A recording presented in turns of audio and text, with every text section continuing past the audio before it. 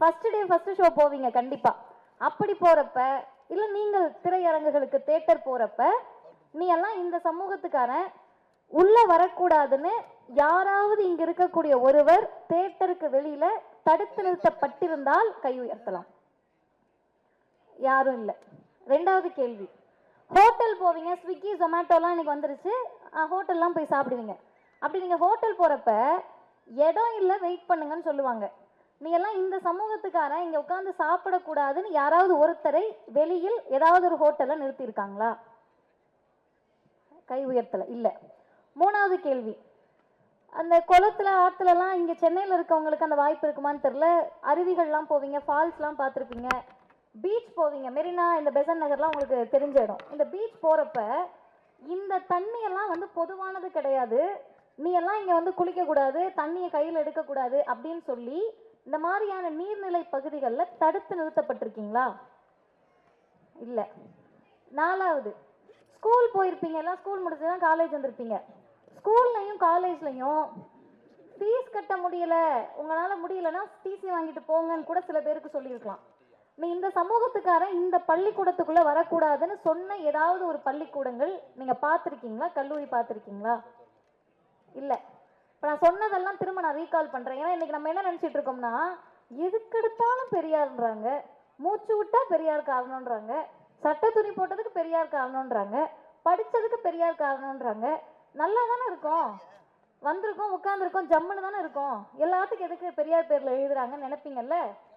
திரையரங்கு வாசல்ல, குளத்துல, ஆற்றுல, நீர்நிலைகளில், ஹோட்டலுக்குள்ள, பள்ளிக்கூடத்துக்குள்ள, காலேஜ்குள்ள நீ எல்லாம் இந்த ஜாதி வரக்கூடாதுன்னு சொன்ன சமூகத்திலிருந்து தான் இன்னைக்கு எங்களை பார்த்து அப்படி யாரும் சொல்ல முடியாதுன்ற இடத்திற்கு உயர்ந்து நிற்பதற்கு காரணம் தந்தை பெரியார் கொடுத்த சுயமரியாதை உணர்வு.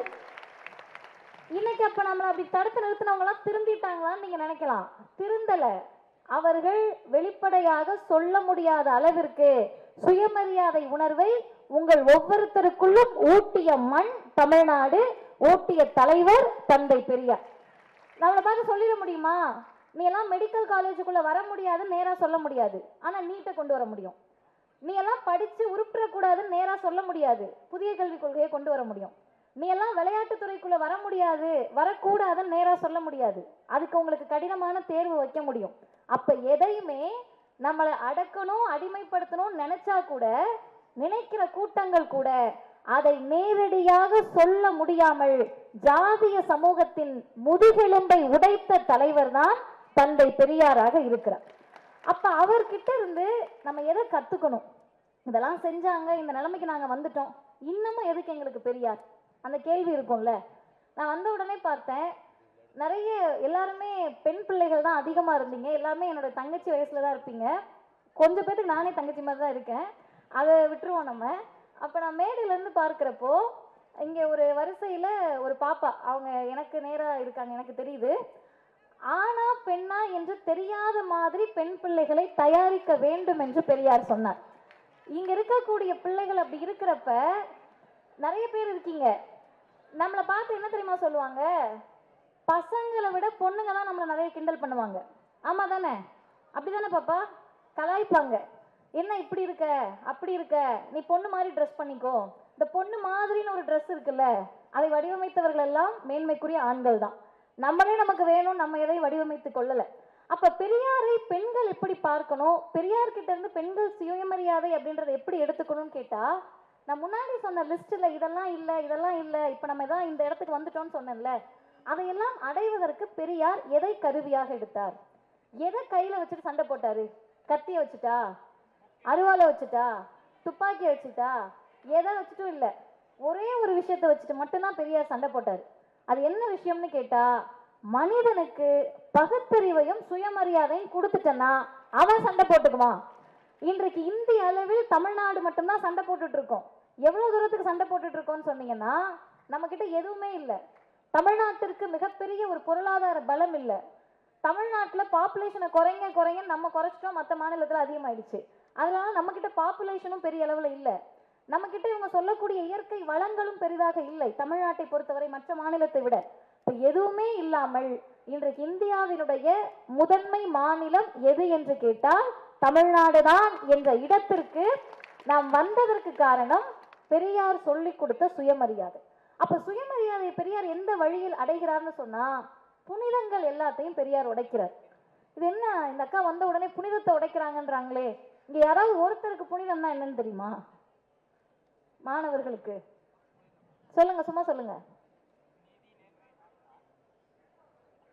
சத்தமா சொல்லுங்க. தெரியாதுல்ல, ரொம்ப வருஷமா அது இருக்கு, எங்க இருக்குன்னு தெரியாது.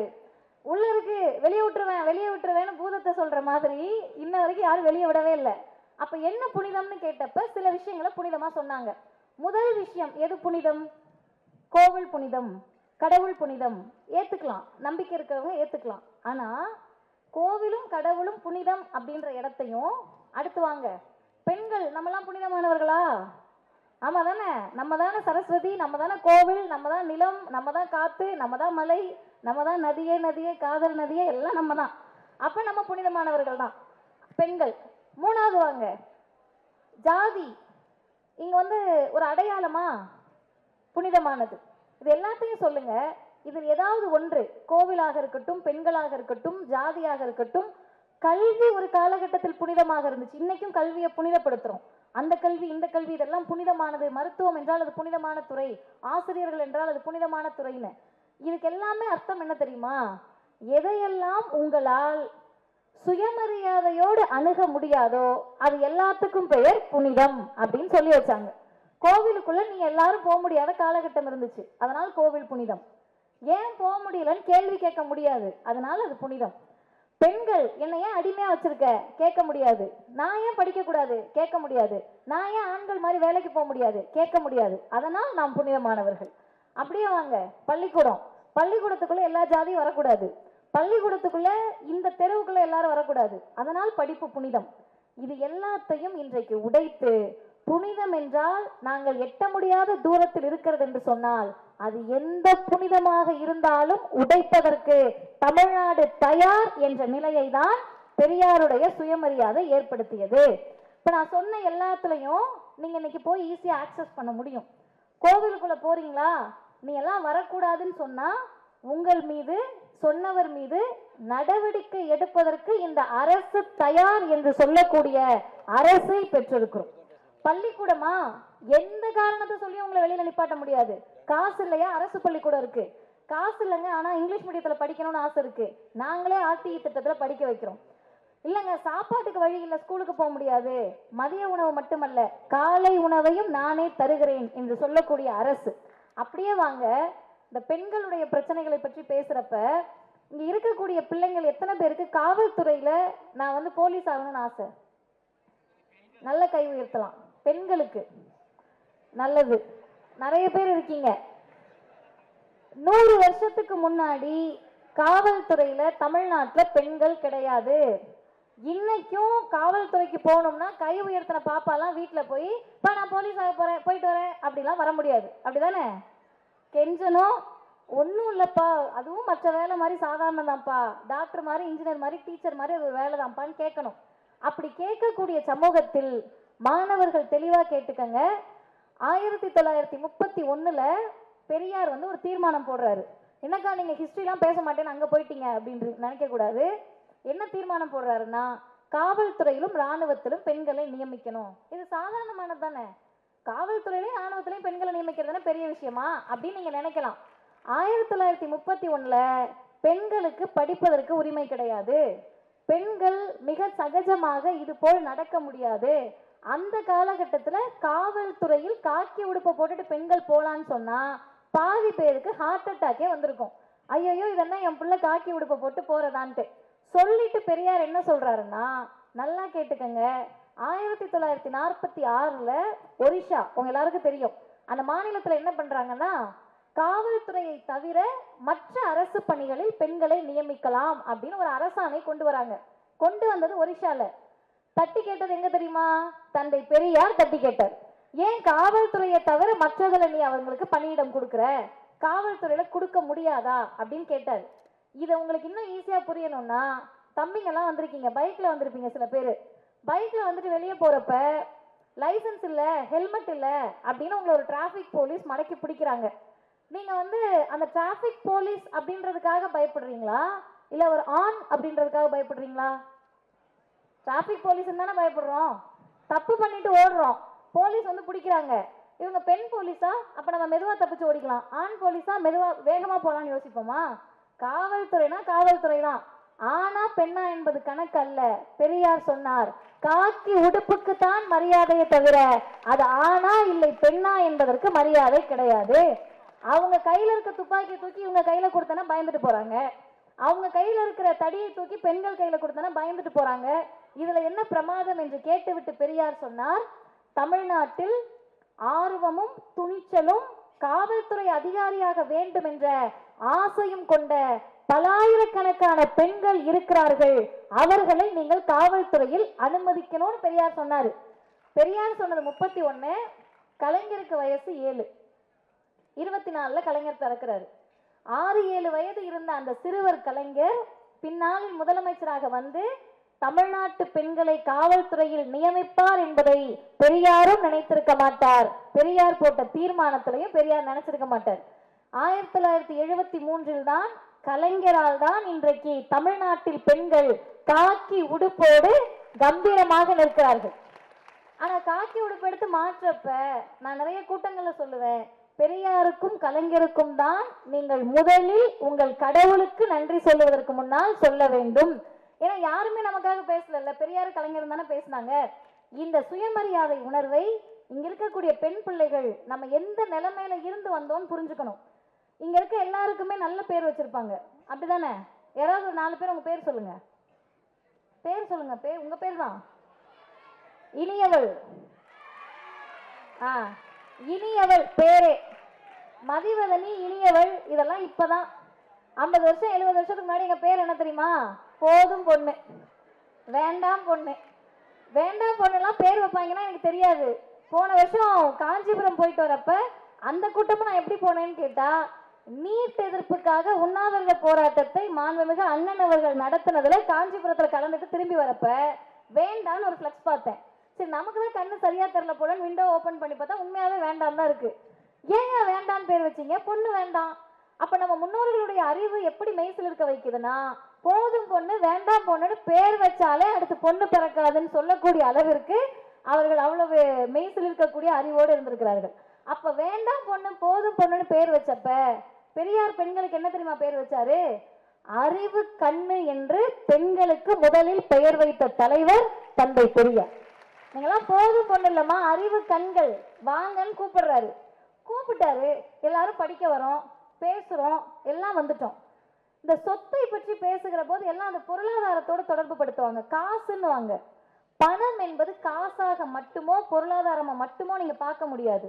பெண்களுடைய ஆகச்சிறந்த சுயமரியாதை எங்க இருக்குன்னு கேட்டா பொருளாதார விடுதலையில் தான் இருக்கிறது, சொத்துரிமையில் தான் இருக்கு. இதை யார் புரிஞ்சுக்கிட்டா தெரியுமா? தமிழ்நாட்டின் முதலமைச்சர் புரிந்து கொண்டார்.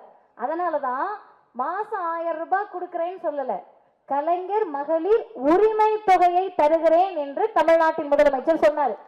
இதை இன்னும் உங்களுக்கு சிம்பிளிஃபைடா சொல்லணும்னா, இந்த பேண்ட் போட்டிருக்கவங்க எல்லாம் விட்டுருங்க, சுடிதார் சாரி எல்லாம் கட்டிருக்கீங்கல்ல நிறைய பெண்கள், உங்களோட எத்தனை பேரோட சட்டையில பாக்கெட் இருக்கு? எப்படிக்கா இருக்கும் பெண்களுடைய சட்டையில? சரி தம்பிங்க, உங்க எத்தனை பேருடைய பேண்ட்ல மாணவர்களுக்கு பாக்கெட் இருக்கு? என்ன கேள்வி இது? ஆண்களுக்கு பாக்கெட்ல வச்சு பேண்ட்ல எப்படி பாக்கெட் இல்லாம இருக்கும்? அப்படிதானே நினைக்கிறீங்க? 1 வயசு குழந்தை பிறக்கும்பா, 1 வயசுல இருக்கும் குழந்தை. அது ஆண் குழந்தையா இருந்தா 5 ஜோப்பு வச்சு சட்டை வாங்கிட்டு போவோம். ஏதோ ஒரு பிறந்த உடனே 1000 ரூபாய் சம்பாதிச்சு பாக்கெட்ல வச்சுக்குவாரு. குழந்தைக்கு என்ன, பெண் குழந்தைக்கு என்ன வாங்கிட்டு போவோம்? ஜிகு ஜிகுன்னு ஒரு கவுன் வாங்கிட்டு போவோம். அதுலலாம் பாக்கெட் இருக்காது. அதோட அர்த்தம் என்ன தெரியுமா? ஒன்னதான் படிக்கவே விட மாட்டோம், படிச்சாலும் வேலைக்கு போட மாட்டோம், வேலைக்கு போனாலும் காசு உன்கிட்ட இருக்காது, என்கிட்ட தான் இருக்கும், அதுக்கு எதுக்கு உனக்கு பாக்கெட்டு என்ற அர்த்தத்தில் தான் உனக்குலாம் பொருளாதார விடுதலையே இல்லைன்னு பாக்கெட் இல்லாத சமூகம். இப்போ நீங்க கொஞ்சம் முன்னாடி போய் பார்த்தீங்கன்னா பாட்டி கிட்ட சுருக்கு பை இருக்கும், தாத்தா லங்கோடுல கூட பாக்கெட் இருக்கும். ஏன்னா அவர் நிறைய சம்பாதிப்பாரு. அப்ப பாட்டியோட சுருக்கு பை தான் இன்னைக்கு நம்மளோட எக்ஸ்டர்னல் ஃபிட்டிங் ஹேண்ட்பேக். இன்னைக்கு வரைக்கும் எல்லா ஆடைகளையும் பாக்கெட் வரல. இப்படி எதுவுமே இல்லாத ஒரு சமூகத்துல 100 வருஷத்துக்கு ஒரு தலைவர் முன்னாடி ஒரு தலைவர் சொல்றாரு, ஆண்களை போலவே பெண்களுக்கும் தகப்பன் சொத்தில் சரிசமமாக உரிமை வேண்டும் என்று சொன்ன தலைவர் தந்தை பெரியார். பெரியார் சொன்னப்ப பெண்களே எதிர்த்தாங்க. எங்களுக்கு எதுக்குங்க சொத்துன்னு கேட்டாங்க. பெரியார் சொன்னாரு, அது சொத்து இல்ல, உன்னுடைய சுயமரியாதை, உன்னால் சொத்தை நிர்வகிக்க முடியும் என்ற கம்பீர உணர்வு. அதற்கு பிறகு செய்வதற்கு ஆட்கள் இல்லை, செய்வதற்கு அளவிற்கு முதலமைச்சர்கள் இல்லை, செய்யக்கூடிய எண்ணம் கொண்ட முதலமைச்சர்களை இந்தியாவில் யாரும் பெறவில்லை. ஒரு முதலமைச்சரை நாம் பெற்றோம் 1989 ஆண்களுக்கு சமமாக பெண்களுக்கும் சொத்தில் உரிமை உண்டு என்று சட்டம் கொண்டு வந்த தலைவர் முத்தமிழறிஞர் டாக்டர் கலைஞர் அவர்கள். இதெல்லாம் அமைதி புரட்சி. நமக்கு தெரியாது, நமக்கு தெரிஞ்சுக்கவும் வேண்டாம். நமக்கு இன்ஸ்டா ரீல்ஸை ஒரு நிமிஷத்துல பார்த்து முடிக்கிறோமா, அதான் டார்கெட். 30 செகண்ட்ல குறைச்சு சொல்றியா, இன்னும் நல்லது. ஒரு நிமிஷத்துல சொல்ற செய்தியை 30 செகண்ட்ல சொல்றியா, நாங்க கேட்டுக்கிறோம். சொத்துரிமை அவர் கொடுத்தாரு, பெண்களுக்கு படிப்புரிமை அவர் கொடுத்தாரு, கோவிலுக்குள்ள போற உரிமை அவர் கொடுத்தாரு, இதெல்லாம் எங்களுக்கு எதுக்கு என்று நீங்கள் கேட்பது எனக்கு கேட்கிறது. நமக்கு எதுக்கு தெரியுமா இதெல்லாம்? இன்னைக்கு எல்லாரும் படிச்சு முன்னாடி வந்து உட்கார்ந்துருக்கீங்க. உங்ககிட்ட இன்னைக்கு என்ன ஆசைன்னு கேட்டா பாதி பேத்துக்கு என்ன ஆசைனே சொல்ல தெரியாது. ஆமா தானே? அது பின்னாடி கை உயர்த்தின அந்த தம்பிமார்களுக்கெல்லாம் எங்களுக்கு இதுதான் ஆசைலாம் தெரியாதுக்கா அப்படின்ற சொல்லுவோம். பெண் பிள்ளைகள்கிட்ட கேட்டீங்கன்னா பல ஆசைகள் இருக்கும், ஆனா அதெல்லாம் நடக்குமான்றது உங்களுக்கே தெரியாது. மேல இருக்கவங்க பார்த்துக்க மாட்டாங்க, மேல இருக்கிறவங்க அவங்க வேலையை தான் பார்ப்பாங்க. நம்ம தான் நம்ம வேலையை பார்க்க முடியும். இப்போ நம்ம வேலையை பார்க்கணும்னா நமக்கு கூட ஏதாவது வேணும்ல, நமக்கு தன்னம்பிக்கையை கொடுப்பதற்கு கையில் ஏதாவது ஒரு ஆயுதம் வேணும்ல, துணிச்சலை கொடுப்பதற்கு ஒரு ஆயுதம் வேணும்ல. நீங்க எல்லாம் வரக்கூடாதுன்னு சொல்றப்ப நான் வந்துதான் தீருவேன்னு சொல்றதுக்கு நமக்கு ஒரு சுயமரியாதை சொல் வேணும்ல. நீ எல்லாம் இப்படிதான் அப்படின்னு நம்மளை பார்த்து மோசமாக பேசுகிற போது நாங்க அப்படி கிடையாது, தமிழ்நாடு தான் தலை நிமிர்ந்து நிற்கிறதுன்னு சொல்றதற்கு ஒரு சுயமரியாதை வேணும்ல. இதெல்லாம் யார்கிட்ட நீங்க கிடைக்கும்னு சொன்னா திரையரங்குகள் இருக்கக்கூடிய நடிகர்களிடம் கிடைக்காது, தந்தை பெரியார் என்ற தலைவரிடத்தில் தான் கிடைக்கும். அப்ப பெரியாரை வாசிக்க வாசிக்க தான் அந்த உணர்வு நமக்கு அதிகமாகும். மற்றவர்களிடத்திலிருந்து நம்ம மாறுபட்டு நிற்போம். தமிழ்நாட்டை தாண்டிட்டீங்கன்னா எல்லா மாநிலங்களிலும் பெயருக்கு பின்னாடி ஜாதி பேர் இருக்கும், என்னென்னமோ பேர் இருக்கும், வாயில நுழையாத பேர்லாம் இருக்கும். ஆனால் தமிழ்நாட்டில் ஜாதி பேர் இல்லை. அதுக்கு அர்த்தம் வந்து ஜாதி பேர் இல்லை அப்படின்றது அல்ல. சீப்பை ஒழிச்சு வச்சுட்டா கல்யாணம் நின்றுமா, ஜாதி பேரை எடுத்துட்டா ஜாதி ஒழிஞ்சிருமான்னு இன்றைக்கு நிறைய பேர் கேட்குறாங்க. அது அர்த்தம் என்ன தெரியுமா? சுயமரியாதையினுடைய உண்மையான அர்த்தம் என்னன்னா, எனக்கு ஜாதி இல்லைன்னு சொல்றது இல்லை.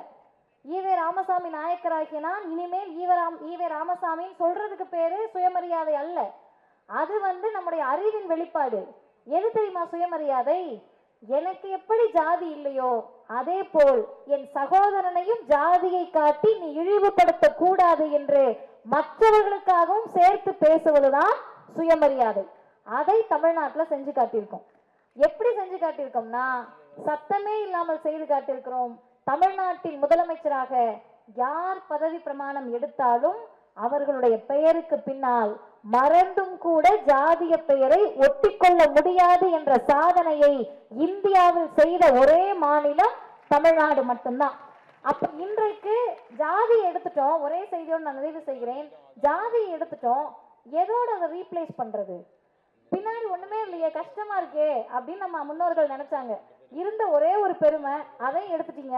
ஏன்னா படிச்சு வாங்கின பட்டம்ல அது, எல்லாரும் 10 வருஷம் படிச்சு வாங்கின பட்டம்னால இதை எடுத்துட்டீங்க, நாங்க என்னங்க பண்றதுன்னு கவலைப்பட்டப்ப பெரியார் ஒரே வார்த்தையில் சொன்னார், கல்வியும் பகுத்தறிவும் சுயமரியாதையும் தான் தாழ்ந்து கிடந்த சமூகத்தை உயர்த்தக்கூடிய ஆயுதங்கள். கல்வி இன்றைக்கு கிடைச்சிருச்சா? கிடைச்சிருச்சு. சுயமரியாதை உணர்வோடு இருக்குமா? ஓரளவுக்கு இருக்கும். மூணாவது முக்கியமான கேள்வி, பகுத்தறிவோடு இருக்குமா? என்ன எங்களை பார்த்து பகுத்தறிவோடு இருக்கீங்களான்னு கேட்குறீங்க.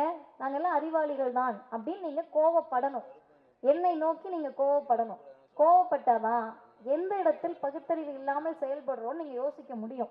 ஏன்னு கேட்டா உங்க எல்லாருக்கிட்டையும் எதை கேட்டா உங்களுக்கு கோவம் வரும் தெரியுமா? என்ன படிக்கிற, ஏன் மார்க் கம்மியா எடுத்திருக்க, ஏன் அரியர் வச்சிருக்க, ஏன் ஸ்போர்ட்ஸ்ல இவ்வளவு மோசமா விளையாண்டுருக்க, இதெல்லாம் கோவம் வராது. இந்தியாவில் அல்ல, உலகத்தையே கோவப்படுத்தக்கூடிய ஒரே கேள்வி என்ன தெரியுமா? அறிவு இருக்கான்ற கேள்விதான். ஏன் இப்படி அறிவு இல்லாம இருக்க அப்படின்னு கேட்டோம்னா வீட்டில் வந்து கார்கில் போரே நடந்துரும். அதான் அம்மாலாம் நம்மளை பார்த்து அறிவு இருக்கான்னு கேட்டாங்கன்னா பிள்ளைங்கெல்லாம் சிரிக்கிறீங்க, சண்டை நாரிடும் அம்மா கூட நமக்கு. அப்ப அறிவு இருக்கா என்ற கேள்விக்கு அத்தனை வலிமை இருக்கிறது. காரணம், யாருமே முட்டாளாக இருக்க விரும்ப மாட்டோம், ஆனால் மற்றவரை முட்டாளாக்க ஆசைப்படுவோம். அப்ப சுயமரியாதை என்பது நான் முட்டாள் இல்லை என்று சொல்வதில் இல்லை, எந்த காரணத்தினாலும் அடுத்தவரை ஜாதியின் பெயரை சொல்லியோ, மதத்தின் பெயரை சொல்லியோ, கடவுளின் பெயரை சொல்லியோ, ஆண் என்ற ஆதிக்கத்தை சொல்லியோ முட்டாளாக்காமல் இருப்பதுதான் சுயமரியாதையுடைய முதல் படிநிலை. அந்த படிநிலையை அடைந்த ஒரே மாநிலம் தமிழ்நாடாக மட்டும்தான் இருக்கிறது. அந்த தமிழ்நாட்டினுடைய பிள்ளைகள் தான் நீங்க எல்லாருமே. நீங்கள் எந்த அரசியலை வேண்டுமானாலும் கையில் எடுக்கலாம், உங்களுக்கு பிடிச்ச அரசியலை நீங்க கையில் எடுக்கலாம். ஆனால் அந்த அரசியலை கையில் எடுப்பதற்கு முன்னால் 3 கேள்விகளை எழுப்புங்கள். முதல் கேள்வி, இந்த அரசியல் எனக்கு சுயமரியாதை உணர்வை கொடுக்கிறதா? இந்த அரசியல் என்னை பகுத்தறிவோடு செயல்பட வைக்கிறதா? மூன்றாவது முக்கியமானது, இதுவரை தமிழ்நாடு கடந்து வந்த பாதையை காத்து நிற்கக்கூடிய அரசியலாக அது இருக்கிறதா இல்லையா என்ற கேள்வியை நீங்கள் எழுப்ப வேண்டும். இந்த முதல் 2 கேள்விக்கு நீங்கள் எந்த அரசியல் வேணாலும் பதில் கண்டுபிடிச்சிடலாம். மூன்றாவது இருக்கக்கூடிய கேள்வி இருக்குல்ல, தாத்தா படிக்கல, பாட்டி படிக்கல, பாட்டன் படிக்கல, அப்பா படிக்கல, அம்மா படிக்கல, நம்ம படிச்சிருக்கோம்ல, இதை காத்து நிற்கக்கூடிய ஒரே அரசியலாக திராவிட மாடல் அரசியல் மட்டும்தான் இருக்கும். அதற்கு காரணம் பெரியாரும் அண்ணாவும் கலைஞரும் இன்றைய முதலமைச்சரும் என்று சொன்னால் அதை நீங்கள் தயக்கப்படாமல் கையில் எடுத்துக்கலாம். ஐயோ இதை எடுத்துட்டோம்னா ஏதாவது சொல்லுவாங்களே, ஐயோ இதை பேசிட்டோம்னா ஏதாவது சொல்லுவாங்களே, துணிச்சலோடு சொல்லுங்க. ஆமா, ஐம் அ ப்ரௌட் பெரியாரிஸ்ட். என்ன பிரச்சனை? பெரியாரிஸ்டாக இருப்பதற்கு எவ்வளவு பெரிய துணிச்சல் வேணும் தெரியுமா? கலர் சட்டைகள் போடுவதற்கு துணிச்சல் தேவையில்லை, எல்லாரும் அதான் போட்டிருக்காங்க. இவ்வளவு பெரிய கூட்டத்தில் கருப்பு சட்டை போடுவதற்கு தான் துணிச்சல் வேண்டும். அந்த துணிச்சலை பெரியாரால் தான் கொடுக்க முடியும். அந்த துணிச்சலோடு நான் பெரியாரிஸ்ட் என்று சொல்லுவதிலையோ, நான் திராவிட மாடலை பின்பற்றுகிறேன் என்று சொல்லுவதிலையோ கலைஞரை தான் எனக்கு பிடிக்கும். காரணம் என்ன? கலைஞர் சாப்பாடு கொடுத்தாரா? கலைஞர் சட்டை போட்டு விட்டாரா? கலைஞர் இல்லைன்னா இன்றைக்கு நுழைவுத் தேர்வின் பிடியில் எத்தனை இன்ஜினியர்கள் உருவாகி இருக்க முடியும் என்று அண்ணன் கென்னித்ராஜ் அன்பவர்கள் ஒரு கேள்வி கேட்டார்ல, அந்த கேள்வியை விட மிகப்பெரிய கேள்வி வேணுமா? கலைஞர் இல்லை என்று சொன்னால் இன்றைக்கு தமிழ்நாட்டில் அழகா மேம்பாலத்தில் ஏறி இறங்குறோம். மேம்பாலத்தை கட்டினது கலைஞர்னு தெரியாது, யாரோ காமராஜர் காலத்திலேயோ வேற காலத்திலேயோ கட்டினதுன்னு நினைச்சு பயணிச்சுட்டு இருப்போம் போல. அப்ப இத்தனையும் செய்த தலைவர்களை எங்களுடைய தலைவர்கள் தான் என்று சொல்லுவதற்கு ஒருபோதும் கூச்சப்படாதீர்கள். இது பெரியார் மண்தான் என்று சொல்லுவதில் தான் தமிழ்நாட்டுக்கு பெருமை. அதையே சொல்லி நிறைவு செய்கிறேன். வாய்ப்புக்கு நன்றி, வணக்கம். வாழ்க பெரியார், வளர்க பகுத்து.